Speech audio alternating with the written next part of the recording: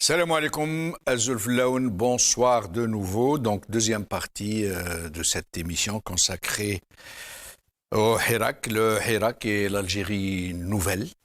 Et avec moi pour en parler, j'ai ici avec moi mon ami Rachid Malawi, syndicaliste, militant politique. Rachid, merci d'être avec nous. Merci. Yahya Bonouar, analyste politique. Yahya, merci d'être avec nous. Merci, c'est toujours avec plaisir, Djamaldin. Merci. Boukhalfa Ben Mamar, militant politique, membre fondateur de Riposte Internationale. Boukhalfa, merci d'être avec nous. Bonsoir Jamal, bonsoir à vos invités. C'est toujours un plaisir. Toujours un plaisir pour moi aussi, pour tout le monde d'ailleurs. Le Hirak, finalement, 4 ans après. Moi, je ne suis pas de ceux qui disent 4 ans de Hirak parce que je considère que le Hirak a marqué une halte. Est-ce que c'est votre avis? Est-ce qu'il a marqué une halte? Ou est-ce que le Hirak a toujours cours de façon moins intense peut-être, moins dense, moins présente? Ça dépend de quoi on parle. Si on parle de la partie dans la rue du Hirak, des manifestations, tout le monde a constaté qu'elles se sont arrêtées par le fait du temps, de l'usure et de la répression. Mais le Hirak en tant que philosophie politique, le Hirak en tant que courant contestataire d'un régime militaire, celui-là est toujours en cours, et la preuve, on est là et on en parle. C'est-à-dire que l'idée... Et le 22 février, ici à Paris, il y a eu une très grosse manifestation. Voilà, il y a eu une manifestation, mais c'est surtout l'idée qu'il y a derrière, qui porte le Hirak, l'idée de changement, l'idée de nécessité pour ce pays d'aller enfin vers des institutions démocratiques, de sortir d'un régime militaire pour aller dans un régime civil, de remettre en place une justice indépendante et non pas une justice qui répond et qui met en prison des innocents sur ordre de militaires et de police politique, des médias indépendants qui rapportent ce qui se passe dans le pays, qui donnent la parole à tout le monde, des élections. Finalement, les raisons qui ont incité au Hirak, à part le cinquième mandat qui a été zappé, toutes ces raisons restent pendantes, insatisfaites.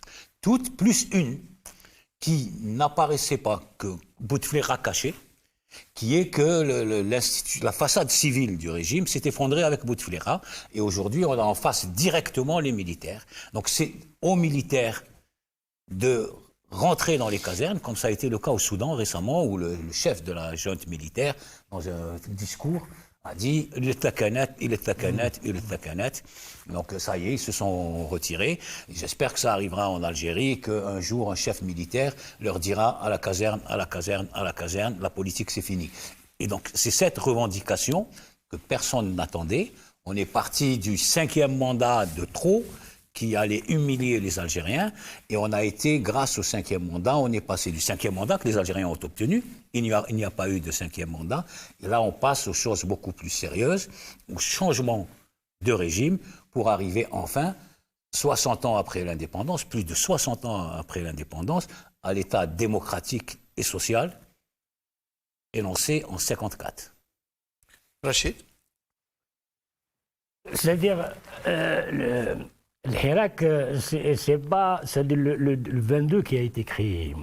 Pour ma connaissance à moi de lutte, c'est tout un événement de construire une génération, des générations, des militants, des sacrifices, de comprendre avec le changement du monde. Donc le Hirak, c'est un résultat de lutte d'avant, de tentatives de lutte, de révolte qui se sont passées. C'est une continuité. C'est un long mûrissement. C'est ça, long mûrissement de la situation. Comme il a dit l'autre, comme l'anonyme que j'ai expliqué dans mon intervention, il n'y avait pas d'anonyme parce que les gens qui ont parlé par l'anonyme, c'est des militants de tout genre, syndicalistes, associatifs, politiques. Ils ont participé dans l'annonce du 22. Puisqu'il y avait avant Khanata, il y avait avant Khanchla. Donc, les gens... Les gens s'étaient payés. Donc, il attendait... ce qui s'est passé à Khalata, c'est organisé. À Khanchla, c'est organisé. Mais après le 22, c'était national. Donc, les gens, ils ont tenté. Ils ont tenté et ils ont osé, les militants, de parler. Les organismes, les satellites, ils n'ont pas pris position. Non. Donc, moi, dans mon syndicat, il y a des militants qui ont appelé, mais pas au nom de syndicat. Tout le monde y a appelé autant que, c'est-à-dire citoyen. Après le 22, parce que pourquoi la marche du 20? Parce qu'il y a le 22 et il y a le 29, c'est-à-dire une semaine après. C'est le 29 qu'il y avait beaucoup de monde. Oui. Dans la semaine du 22 jusqu'à 29, au premier, c'est là l'appel des organisations et des partis politiques. Et l'implication massive. Ils ont soutenu, ils ont dit on sort. Parce que les militants, ils ont cassé la peur. En sortant le 22 fait Alger, quand la police s'était fermée, il y avait une répression, mais les gens sont sortis. Le premier, c'était l'appel de toutes les, c'est-à-dire les autonomes comme organisation, comme parti politique, et il y avait des millions. Donc, tout ça, c'est une lutte et qui est en train de continuer. J'ai dit, samedi, à Oran, la police en civil a encerclé toutes les places où il y avait le Hirak. Il y avait l'information que les gens vont sortir. Donc, la preuve que le Hirak n'est pas fini. Justement, donc le Hirak n'est pas fini. C'est-à-dire la répression du pouvoir sur la situation. Moi, je dis, mais le Hirak, c'est pas que politique, c'est aussi social. C'est-à-dire les conditions de vie. Et vous en parlez en connaissance de cause, vous êtes syndicaliste d'un syndicat autonome. Et qu'on existe malgré la loi, on existe jusqu'à maintenant et on a toujours notre travail. Mais c'est-à-dire ce qu'on entend, les gens sont prêts à revenir. Et là, moi je le dis. Donc après on l'appelle autre que le Hirak, mais les gens sont prêts. Et je dis, pourquoi ils ne reviennent pas, Rachid? Parce il va revenir, j'ai dit. Non, maintenant. Pourquoi ils ne sont pas revenus maintenant? C'est-à-dire la répression qui a été faite parce que le pouvoir. Mais c'est-à-dire, il ne s'intéresse pas à quelqu'un qui parle, qui n'a pas de mobilisation. Ils ont pris les activistes qui mobilisent. Ils ont arrêté les gens qui mobilisent. Il a peur des gens qui mobilisent. Donc, il a ciblé les mobilisateurs. Donc, c'est-à-dire les gens qui ils osaient à appeler à sortir, à manifester, à organiser. En même temps, pour faire peur aux autres. C'était pour faire le dissuasion. Calmer donc les autres. Et les autres, ils sortaient, mais quand ils voyaient des gens, ils nous envoyaient dans la rue, tout le monde qui souvent l'encouragement de sortir. Donc, ils ont touché et en même temps, ils ont touché les organisations indépendantes. Et donc, c'est pour ça qu'ils ont allé plus loin. Ça veut dire à dissoudre, à fermer les sièges. Le premier siège qui a été fermé en Algérie, c'était avant les élections, une semaine. Notre siège à Alger, par décision de préfet, pas de justice. À Alger? Alger, le central. Les gens, ils sont partis pour ouvrir le bureau, ils ont trouvé la préfecture fermée. Donc, ils ont commencé parce que je peux dire qu'on a proposé, parce qu'avant, on a proposé ce que les gens qui n'ont pas compris. Avec ce pouvoir, il faut oser. C'est-à-dire, perdant, s'il m'attaque, au moins j'ose, et après, s'il me fait en prison, il me fait en prison. Voilà. Boukhalifa ? Moi, il y a quelque chose qui me revient à l'esprit, c'était les émissions auxquelles j'avais participé avec vous, notamment 2016, 2017, 2018. Ce qui était récurrent dans nos analyses, c'était la lame de fond, qui à un moment donné, de toute façon, ne pouvait pas rester dans le fond. Elle n'a pas vocation à rester dans le fond. Et tous les indicateurs, ce n'était pas forcément lié à une crise sociale ou à une crise économique. Bien sûr, c'est des facteurs déterminants dans cette trajectoire. Mais on avait souvent parlé de cette capacité de faire catharsis de notre société qui avait traversé les 10 années les pires, les 10 années de guerre civile, d'une part, et d'autre part le trauma qui est d'une profondeur insondable, comme disent certains. Et par la suite, les 20 années du bouteflierisme, où la corruption a reparti de plus belle, puisque à la fois, on a vu des formes de corruption corruptrice. C'est-à-dire que le pouvoir a sciemment voulu diffuser dans la société cette sève de corruption. La démocratiser la corruption. Exactement. Vous prenez comme ils disent, corruption de masse. أعطيهم لي لونساج باه يتزوجوا. يزوجوها. يتزوجوا. أعطوهم لونساج باه après qui voilà. Lancage. Et voilà. يتزوج بصور lancage. Voilà. Et à la fois aussi, c'est-à-dire que l'Algérien était encore atteint dans ce qui lui est resté de dignité. Qu'à partir de là... Ce qui lui restait. Oui, voilà. C'est dur d'entendre ça. Voilà, et beaucoup d'observateurs attendaient dans les printemps, ce qu'on a appelé printemps arabe, les Algériens n'ont pas cédé au chant de la sirène. Il faudra revenir. À l'époque, je me rappelle, Louisa Hanoun avait dit l'Algérie a eu son printemps des peuples en 1988. C'est pas une référence. Elle l'a dit. Oui, mais c'est un raccourci en termes intellectuels, ça ne tient pas la route. C'est juste un sophisme pour contourner la question.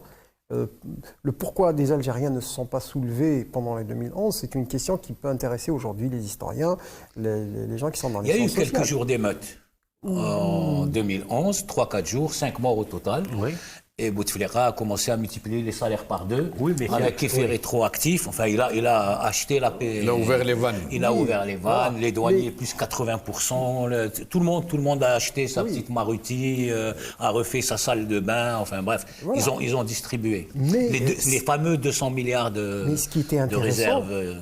Voilà. Ce qui était intéressant, c'est qu'il n'y a pas eu de levier de mobilisation. Ouais. Ça, c'est une partie. Mais à partir de 2015, il y a une donne qui a changé. C'est que les rapports au sein du régime ont pratiquement changé. Donc, Saïd Bouteflika, si on s'en tient à l'interview... Quatrième mandat. Oui, si on s'en tient aux déclarations qui étaient faites par le général Ben Hadid, il a été interviewé par le Qadi Hassan, quand il avait dit que... que Saïd Bouteflika avait dézingué Toufiq. Parce qu'il était opposé au quatrième mandat et au fait, potentiellement, il y aurait un cinquième mandat où il y aurait une candidature qui aurait fait consensus autour de Saïd lui-même. Voilà, on nous présente un peu les choses comme ça. Sauf que les rapports de force ont quasiment changé. Parce qu'aujourd'hui, quoi qu'on pense, quoi qu'on dise, quand Toufiq a été dézingué, ça avait ouvert un flanc à l'extérieur pour le lobbying agressif marocain. Ça a été opéré à partir de 2016 de manière assez importante. On pourra revenir là-dessus d'ailleurs. Et il y a eu une recomposition qui s'est faite un peu dans le... D'où c'est ce qui a permis à l'époque à Gaïd Salah de renforcer sa position, alors que lui, il était sur le départ. Mais ce qui a mis un peu le feu aux poudres, c'était encore le peu de dignité qui restait, qui se faisait grignoter. Et c'est-à-dire que, contrairement, on n'est plus dans la même société que les années de 90. On était dans une classe moyenne qui était complètement explosée, qui ne voyait plus, qui ne pouvait plus se projeter. Et en même temps, il y avait un tsunami financier, la rente pétrolière qui est tombée dans le giron du régime et qui avait été pratiqué une corruption de masse absolument incroyable. En plus je ne parle pas du pillage. Hein, alors l'instinct, la prédation. La prédation, ça veut dire que le propre du régime, c'est qu'il a une démarche prédatrice par rapport à ça. Et corruptrice. Oui, et aussi, toutes les formes de corruption régalienne qui touchaient aux régaliens étaient quand même beaucoup plus importantes. Dans le principe, quand on a une configuration géopolitique qui ressemble à celle de l'Algérie, on comprendrait aisément que dans un contexte démocratique, que le budget de la défense et tout, qu'il soit quand même assez conséquent. Quand vous avez des troubles frontaliers que les anciens nous ont légués concernant le Maroc, quand vous avez le flanc libyen qui s'ouvre avec des possibilités de déstabilisation énormes. Et puis vous avez ce que les Français ont fait au Mali, juste pour préserver les quelques concessions d'uranium qu'ils ont, quitte à embraser la région. Et aujourd'hui, ils nous demandent d'aller faire les gendarmes là-bas, et puis avec tout ce qui peut se poser. C'est-à-dire que les gens oublient que dans la région, le seul pays qui a la plus grande bande frontalière dans la région, c'est l'Algérie. Vous avez pratiquement 8000 km de frontières qu'il faut assurer, qu'il faut... Voilà. Et qui sont toutes objectivement hostiles. Oui. De l'Ouest au subsaharien, à la Libye, oui, tout à il n'y a fait. que la Tunisie qui reste un petit exutoire de tranquillité et que le régime fait tout pour ne pas perdre. Voilà. Alors, donc, à partir de ce moment-là, je dis que dans un contexte démocratique, on pourrait comprendre qu'il y ait un budget qui serait important. Mais quand on sous le contrôle des civils. Oui, bien sûr. Mais quand on sait que l'essentiel de ces budgets servent surtout à être aspirés par les... On aura beau dire, on aura beau expliquer... Et il faut bien huiler les rouages. Oui, comme on dit. Voilà. Ce régime repose sur une logique de rente et de corruption. Le triplement du budget de l'armée, c'est pour acheter la paix sociale au sein d'une armée qui gronde. Jusqu'à là, il n'y avait que les généraux qui mangeaient beaucoup. Maintenant, il va falloir faire manger tout le monde, hein, parce que l'armée, c'est le socle sur lequel ils reposent, ils en ont besoin. Après, ce qui reste aujourd'hui, donc quand on parle de responsabilité, j'entends ceux qui disent que des fois les militants du Hirak sont dans l'irraisonnable, ils doivent raisonner, moduler un peu leurs revendications. Je peux entendre ça 2 minutes. Quand je me retourne et je vois que de l'autre côté, je me dis, mais de quel côté se situe la raison ? La raison, est-ce que la raison consiste à dire que ce pays-là est sur le point de traverser une zone de turbulence et qu'il a, à la limite, disons-le, qu'il a besoin de toutes ces énergies positives de tous ses enfants. Mais on a besoin d'un cadre démocratique pour ça. Certains parlent de logique titanique. Oui, moi, je me souviens, c'était dans une de vos émissions, un responsable politique dont je ne nommerai pas par courtoisie la plus élémentaire. C'était la dernière émission d'ailleurs qu'il avait fait avec vous, on était sur place. À la fin de l'émission, je l'avais apostrophé, je lui ai dit, vous avez changé de camp. On a deviné. Hein. Alors, donc, je lui ai dit, vous avez changé de camp. Il m'a dit, mais non. Je lui ai dit, non. Je lui ai dit, vous avez changé de camp. C'est votre droit.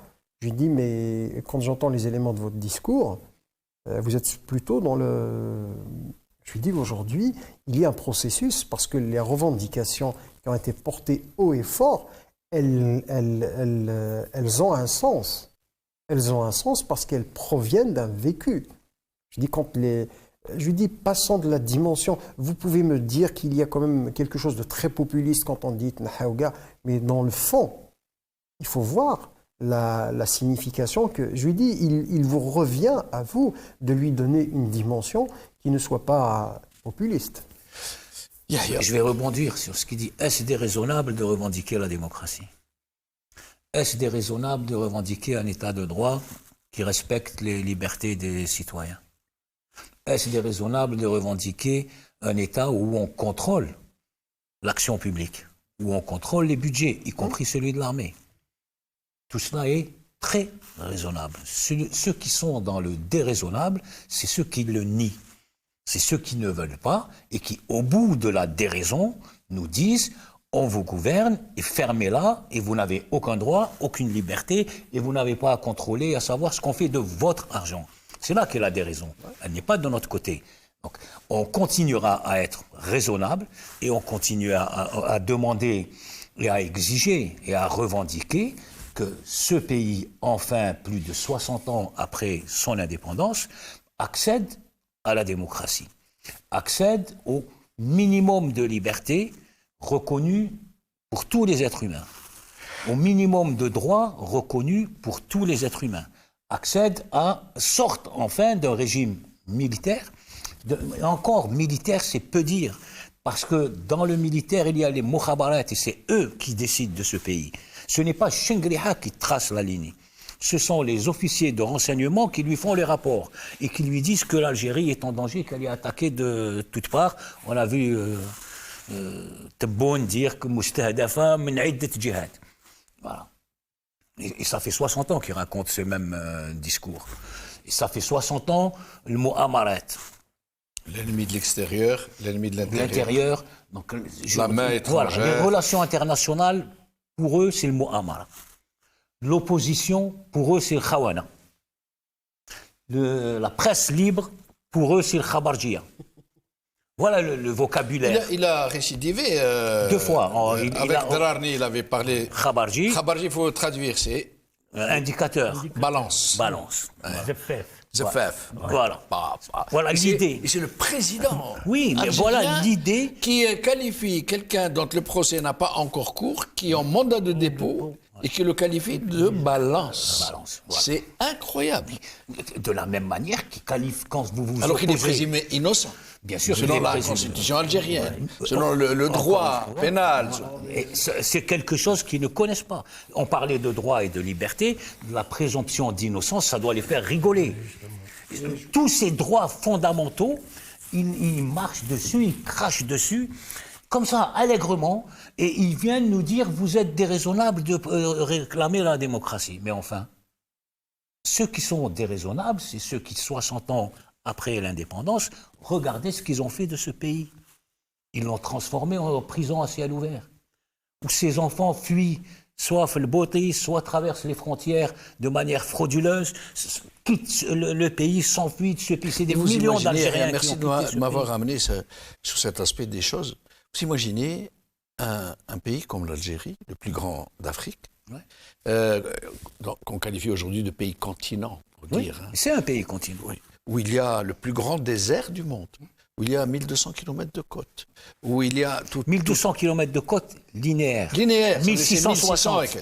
Où il y a des richesses naturelles très grandes, où il n'y a quasiment aucune autre ressource ni création de richesse que les hydrocarbures. Et dans tout ça, ce régime qui réussit l'exploit à faire rêver tous les Algériens de s'arracher de leur terre.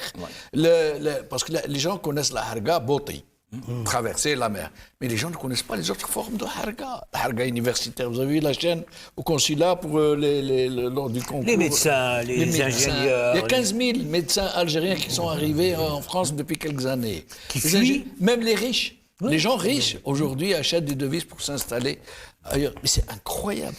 Et c'est ce paradis promis, ils l'ont transformé en enfer, et ils viennent encore ouvrir leur gueule, permettez-moi l'expression, et parler de nationalisme. Ils ont détruit une nation, ils ont transformé ce pays en cauchemar, et ils viennent donner des leçons de nationalisme. Et quand vous dites ça, vous avez transformé ce pays en cauchemar, voilà. Mais Yahya, justement, ça veut dire qu'il pousse l'outrance à des limites à peine imaginables pour qui ne connaît pas l'Algérie et le régime algérien. Par exemple, quand vous prenez Tebboune, il vous dit le secteur de la santé est le meilleur du Maghreb et d'Afrique, et il continue de dire que celui qui n'est pas content, qui se tape la tête contre le mur. Et le comble, c'est que lui se soigne à l'étranger. Tous les membres, tous les gens du gouvernement et leurs familles, du régime, pas du gouvernement, tous les membres, se soignent à l'étranger. Et maintenant, tous les officiers de l'armée quasiment, et même les parents de certains parmi eux, se soignent à l'étranger. Et il arrive, il vous dit, c'est le meilleur secteur de la santé, et il parle d'un mouroir. C'est quoi cette il y a un ancien culot, ministre, cette audace. Il y a un ministre, un ancien en fait, un nouveau, récent, qui avait eu l'audace de le dire carrément, les matchs Oui. Que celui qui n'est pas content n'a qu'à changer de pays. Voilà dans quoi on est. Un ministre. Hein. Oui, il était ministre. Mais ça, c'est pas nouveau. Ça, c'est pas nouveau. Même à la période de non, c'est pour revenir à ce que tu disais tout à l'heure. Et c'est ces gens-là qui osent vous parler de raison. Et osent vous dire c'est déraisonnable. C'est incroyable. Oui, et quand on entend Tebboune, il est chef de l'État. qu'on le reconnaisse, nous on ne le reconnaît pas, enfin, on dit Msouar, mais il est à la tête de l'État, imposé par l'armée, mais il est à la tête de l'État. Quand on entend, et le contenu, et le contenant, et la forme, c'est pas digne d'un chef de l'État, même si on n'est pas d'accord. Rachid, comment nous tous, les Algériens, on s'est imprégnés de cette situation au point de la banaliser, de ne plus voir combien elle est révoltante. C'est un peu comme les gens qui habitent près d'une tannerie ou d'un endroit où ça sent très mauvais. Au bout de quelques jours, ils ne sentent plus. Et ils sont dans leur tête, ça y est, c'est désamorcé. Tu penses à Ouad el-Harrach, c'est ça? Par exemple. Comment nous en sommes arrivés à accepter des choses qui sont inacceptables, qui sont révoltantes, qui auraient dû pousser tous les Algériens à se révolter, à jeter ce régime. Comment en est-on arrivé? Est-ce que parce qu'ils nous ont corrompus? Est-ce que parce que nous avons peur d'une guerre civile? Au contraire, le peuple n'a jamais accepté. On n'a pas accepté, oui. Quand vous parlez, c'est-à-dire c'est le pouvoir qui a changé, il change la méthode pour calmer. C'est le pouvoir. Donc en 2011, quand vous avez parlé de 4 milliards de non-sièges et l'augmentation et tout ça, elle est venue par des grèves et la manifestation on a essayé de la faire en février, la CNCD, qu'elle a essayé de sortir. N'oubliez pas, même pour vous dire qu'ils n'ont pas accepté, le fils de Ben Gharet, qui était ministre de l'Éducation, oui. Il était avec le CNCD à Oran. Il manifestait. En 2011. Ah bon? Son fils, oui. Avant qu'elle soit ministre. Hein? Non, elle était directrice 20 ans. Et c'est lui qui a été affecté à une organisation onusienne c'est pas l'organisation, direct à la commission d'État à l'ONU. Ah ben voilà. C'est lui qui était dans la commission de gouvernement à l'ONU. Il a été envoyé. Donc lui, ses manifestations ont abouti. Il est passé. Et donc je vois même une fois le comité, parce qu'il fallait demander pour faire des meetings dans la salle, ils ont demandé, on fait les demandes d'autorisation. Donc, ils ont demandé de ramener l'autorisation à la préfecture. Et sa mère l'a appelé, après il a pris la fille. Depuis là-bas, on le voit direct à l'ONU. Diplomate international. Mais lui, il était chômeur. C'était un étudiant chômeur. Et sa mère, elle était directrice du centre de recherche pendant 20 ans. Qui m'a beaucoup عربي بالخير في وهران قعدت 20 ans في البور. Donc, c'est-à-dire, elle était jusqu'à maintenant. Il n'y a même pas une semaine, elle est passée pour le centre de recherche. Elle n'est plus, mais elle est passée. Donc, pour vous dire, c'est-à-dire, bon, c'est pour ça que je vous dis, c'est-à-dire, il y a action du peuple, il y a réaction du gouvernement. Donc ce qu'ils peuvent pu arracher depuis, c'est après des réactions, grèves, manifestations. C'est ça qui a pu arracher un peu de la richesse qui était du pétrole, par réaction. Maintenant, dernièrement, vous n'oubliez pas cette fois, avant qu'ils passent à la pression totale, ils ont amnistié beaucoup, ils ont libéré avant, ils ont dit qu'on va faire un dialogue et pour rentrer dans la discussion. Oui. Mais après, il y a des gens du régime à l'intérieur. Ils ont dit, on a pas essayé de concession de ce genre. On a essayé avec eux, ça ne marchera pas. Il faut aller à la casse, ce qu'ils sont en train de faire. Mais je vous dis, c'est par peur. Peur. Oui. Ils ont peur jusqu'à maintenant. Et puisque si vous interprétez le discours de Boun, vous pouvez comprendre quand il a dit pourquoi vous ne fermez pas la presse qui est en train de prendre... C'est-à-dire qu'elle ne fait pas son travail. Non, on n'a pas fermé. حسينا سمعنا المحامين في العالم والدنيا يهضروا على الخبرجي قال غير حكمنا الخبرجي عندنا l'explosion dans le monde entier.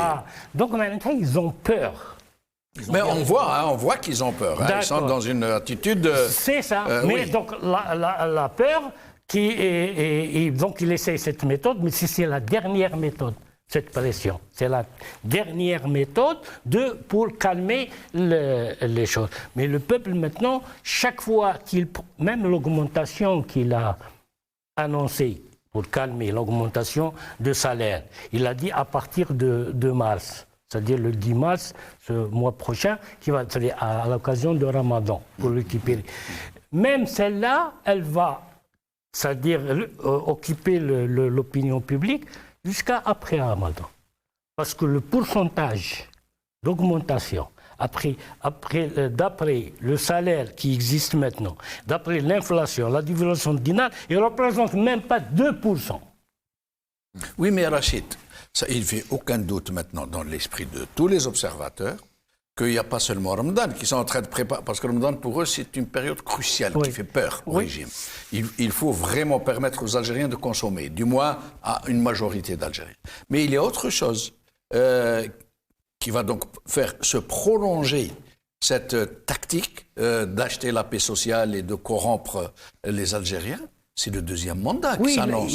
Et ils vont se servir de toute cette rente qu'a permis la guerre d'Ukraine, maintenant dans les réserves de change qui ont suffisamment gonflé, pour préparer le deuxième mandat. Il a dit que cette augmentation, c'est une partie, mais elle sera poursuivie jusqu'à 2024.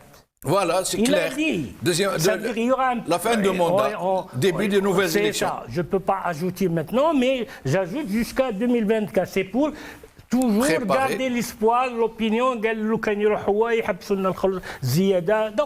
c'est populaire, c'est tout ça. Mais la réalité, même s'il y a Bouteflika, vous savez, en 2013, qu'il a fait l'augmentation de salaire, ils ont acheté, ils ont donné une année.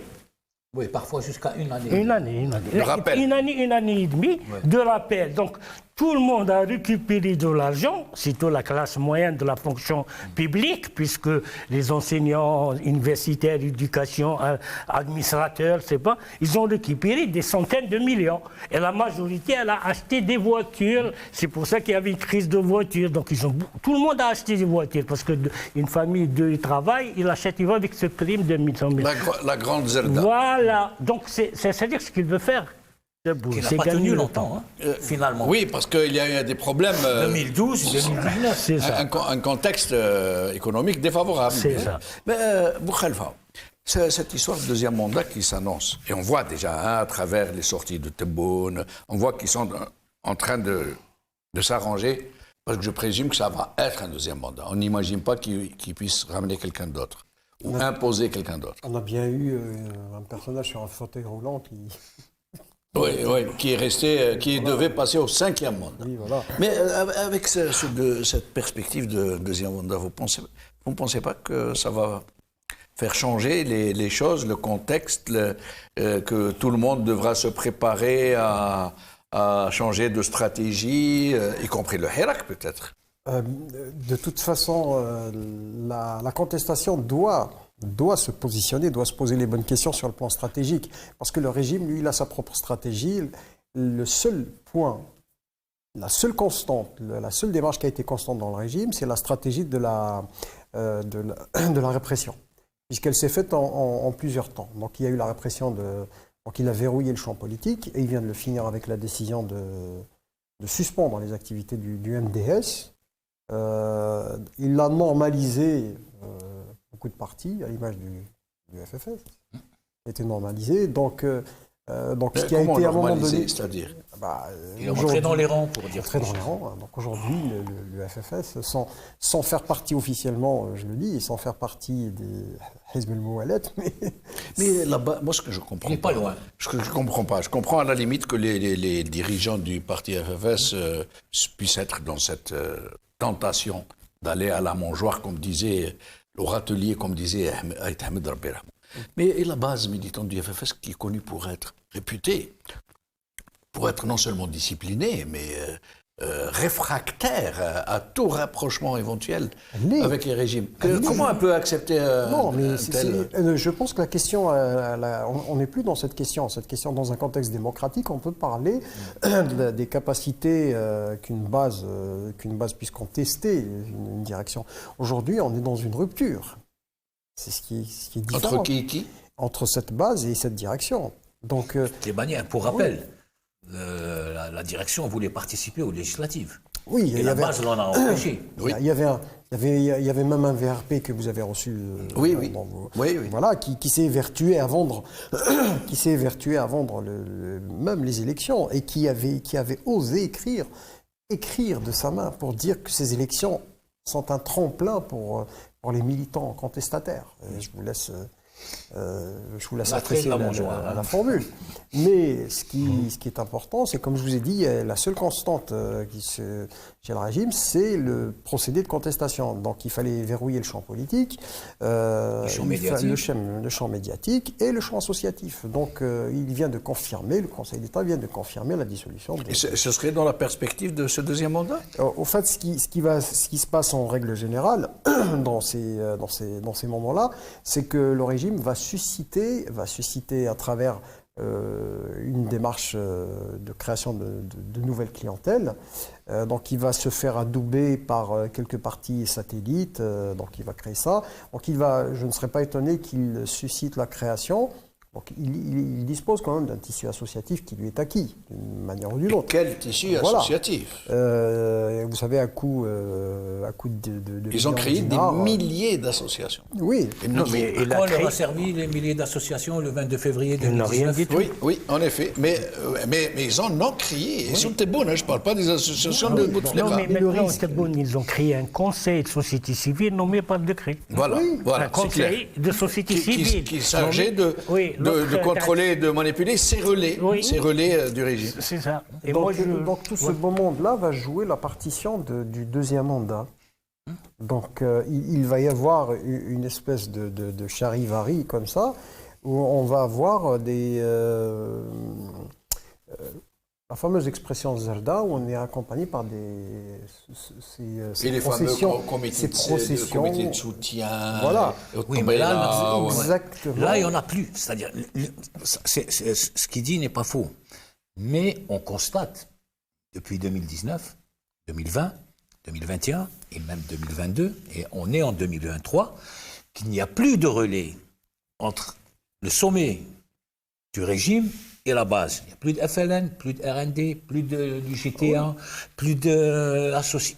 Il n'y a plus. C'est coupé. Aujourd'hui, il y a. Je ne suis pas d'accord, Yahya. Non, il n'y a plus de relais. Les grandes organisations de masse, les anciens Moudjahidines, les enfants de Chouhada. C'est pas cela, les relais. Les relais, c'était le FLN. Les relais aussi. Non, les gros relais, les gros relais, FLN, RND, UGTA. Ceux-là, ils ont disparu. Le Hirak les a enterrés. Donc, il n'y a plus de relais. Le gros problème du régime aujourd'hui, c'est l'absence de relais.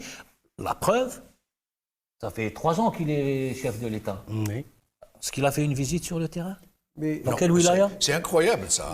Oui, parce qu'il n'a pas de relais sur le terrain. Mais ce qui est important aussi à constater, c'est que non seulement le Hirak a porté un coup à ses clients, à ses supports, mais qui c'est qui les a cannibalisés? Quand on revoit le procès Ouhia, le procès Sellal, donc tous ces gens-là qui se retrouvent en prison, le procès du chef de l'UJTA, ainsi de suite. Une logique anthropophage. Exactement. C'est-à-dire qu'à un moment donné, le régime, voyant le mal incarné par ces gens-là, finalement, la Isabat, c'est eux et pas nous. Et il les jette en pâture. Il les a sacrifiés.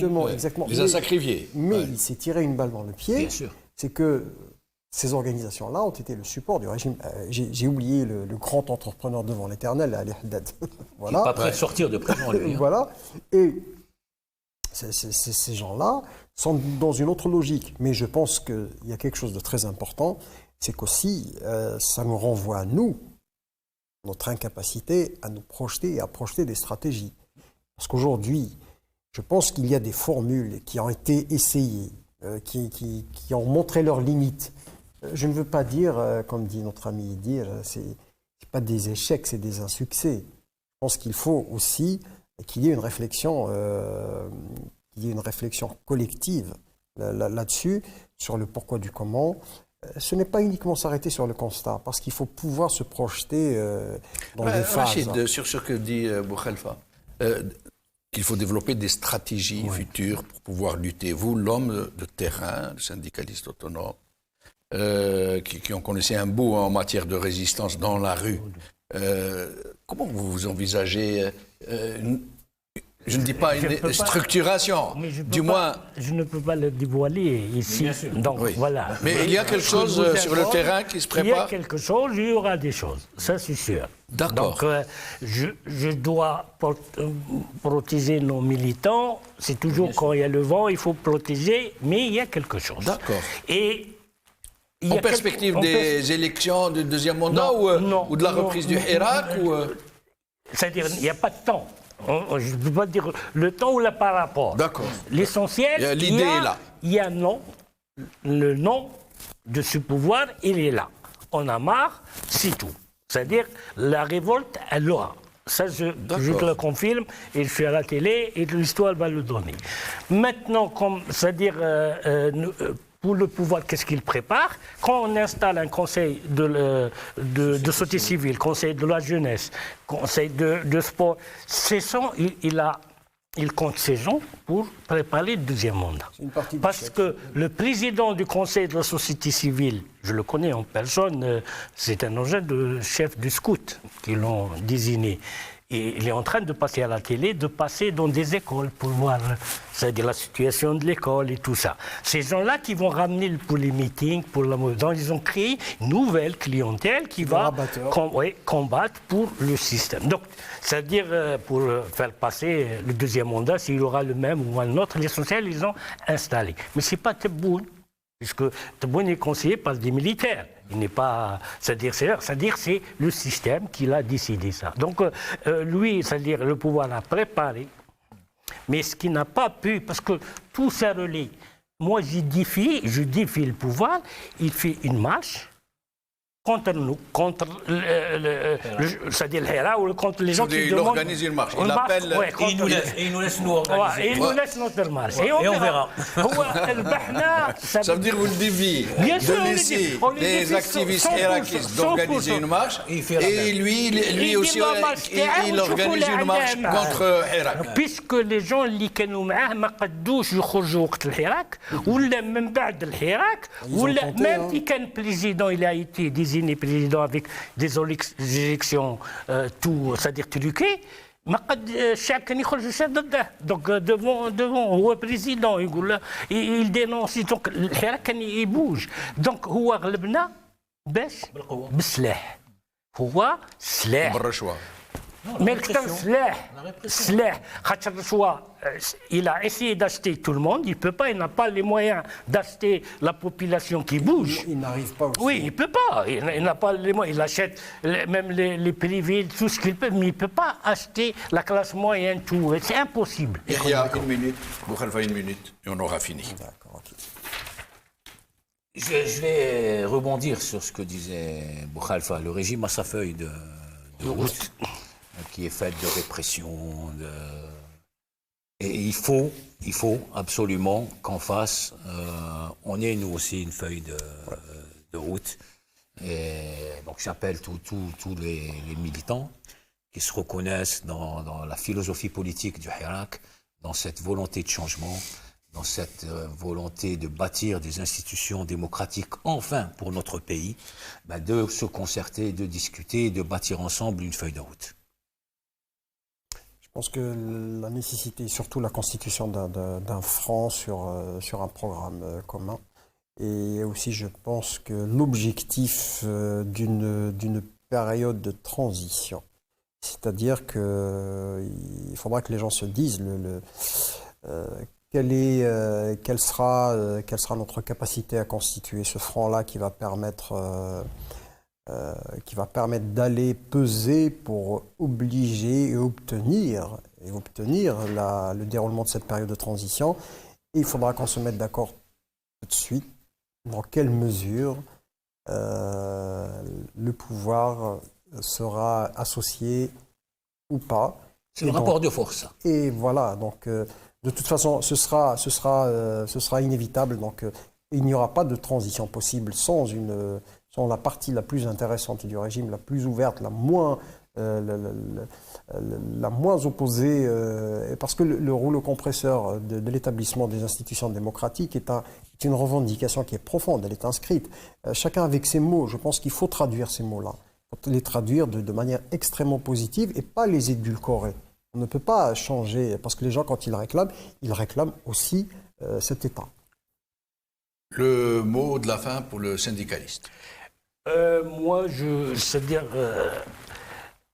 il faut oser la question. Je dis, Khal Nazar, qui kan harb, Barra, il était recherché Maouldo, il a osé de faire un discours appelant un coup d'État. Oui. OK? Il a appelé une insurrection militaire. D'accord.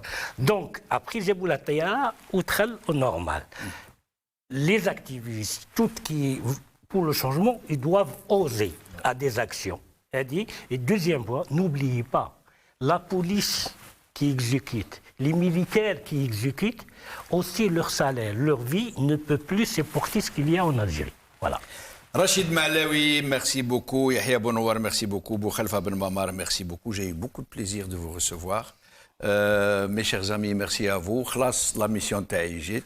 أنا جيت حكموني au piège, أنا entraîné درك. قالوا لي tu animes les émissions, j'ai animé parce que c'est des amis, je ne pouvais pas le refuser. Maintenant c'est fini, mais je vous demande de suivre mes éditos que je fais depuis chez moi. C'est un petit travail, mais que j'aimerais bien vous voir suivre. Merci beaucoup. بقاو على خير بسلامة. Merci.